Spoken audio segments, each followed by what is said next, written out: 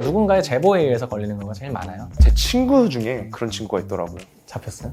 잡혔죠. 그거를 주문할 생각을 했다는 게 너무 신기한 것 같더라고요. 안녕하세요. 변호사들의 임동규 변호사입니다. 네, 안녕하세요. 변호사들의 이혜성 변호사입니다. 그래서 요즘 마약 구하기 정말 쉽다고 하는데 실제로 좀 구하기 쉽나요? 구해보셨나요?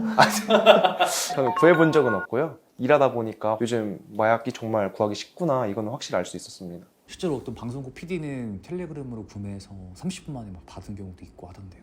당장 여기서 지금 이제 찾아보면은 구할 수 있을 정도로도 쉬워진 상황이고요. 통계적으로도 2010년 대비 마약 사범이 한 2배 넘게 늘었고 심지어 10대는 뭐 10배 넘게 늘 정도로 많아진 상황입니다. 비대면으로 구할 수 있는 루트들이 많이 늘어났다고 해요. 아무래도 클릭 한 번으로 구할 수 있게 되다 보니 한번 해볼까? 그런 충동적으로 접하게 되는 경우가 많은 것 같아요. 그래서 확실히 요즘에 마약 관련한 사건이 늘었다라고 할 수 있겠습니다.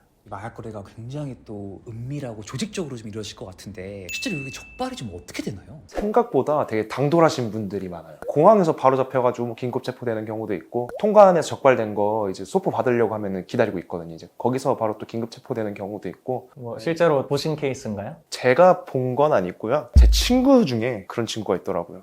잡혔어요? 잡혔죠.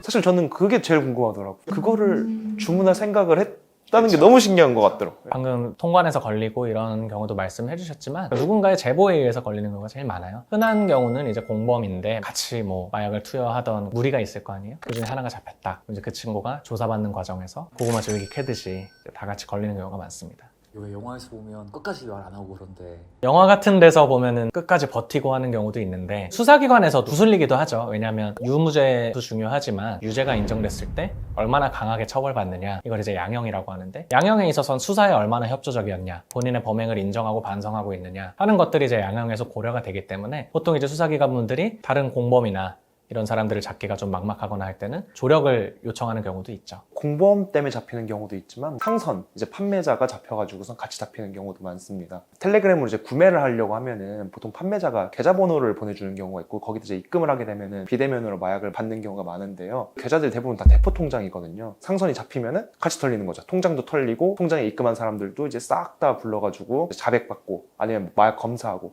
그러면서 잡히는 경우가 많습니다. 그 판타닐 패치 같은 경우도 마약으로 사용하시는 분들이 있는데 어떤 병원들은 유독 판타닐 패치를 많이 이제 처방을 하는 거예요. 그러니까 경찰에서 가서 잡고 또 진료 기록 있으니까 많이 처방받는 사람들은 또 잡혀가고 이런 경우가 많습니다. 코인으로 구매를 하면은 안 잡힌다 뭐 이런 얘기도 있는데 실제로 수사기관 얘기를 들어보면은 그건 정말 의지의 문제지 이거 잡고 싶다 이러면 대부분 다 잡힌다고 합니다. 두 분 말씀을 좀 듣다 보니까 적발 계획가 생각보다 좀 다양한 것 같아요. 그럼 이때 좀 변호사의 조력을 받는다면 좀 어떻게 좀 받을 수 있을까요? 마약이라는 게 검사에서 바로 나오는 게 아닌 이상은 여러 가지 정황들이 합쳐져가지고선 유죄가 되는 거거든요. 그렇기 때문에 수사기관도 적발 경위마다 필요한 증거들이 다 다릅니다. 취약한 사람을 바로 잡았으면 그걸로 끝인데 그게 아니라 뭐 증언이 있었다고 하면은 당연히 갖춰야 되는 증거들이 다를 거기 때문에 거기에 대응하는 방법도 더 달라져야 됩니다. 결국엔 증거 싸움이거든요. 그런데 이제 이런 증거들이 합법적으로 수집이 됐느냐. 보통 마약을 한 번만 하시지는 않잖아요. 수회에 걸쳐서 투약을 하시는데 뭐 이 기간부터 이 기간은 안 했는데 무작위로 막 정리를 하다 보면 들어가 있는 경우도 있고 좀 잘못되는 경우들도 많거든요. 실제로 마약 같은 경우는 변호사가 조력을 하느냐 안 하느냐에 따라서 결과가 굉장히 많이 달라지는 범죄 영역이기도 하고요. 그렇기 때문에 적절한 변호사의 조력을 받으시는 건 꼭 필요하다고 말씀드릴 수 있겠습니다.